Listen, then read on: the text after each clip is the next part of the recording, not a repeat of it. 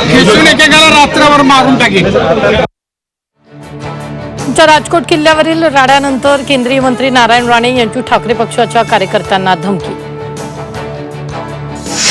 राजकोट किल्ल्यावर ठाकरे आणि राणेकर्ते आमने सामने, जोरदार घोषणाबाजी, कार्यकर्त्यांची एकमेकांना धक्काबुक्की, किल्ल्यावर तणावपूर्ण परिस्थिती। मुंबईत हुतात्मा स्मारकाला वंदन करून शिवाजी महाराज पुतळ्यासमोर जोडेमारो आंदोलन, मातोश्रीवर महाविकास आघाडीच्या बैठकीत उद्धव ठाकरेंची घोषणा।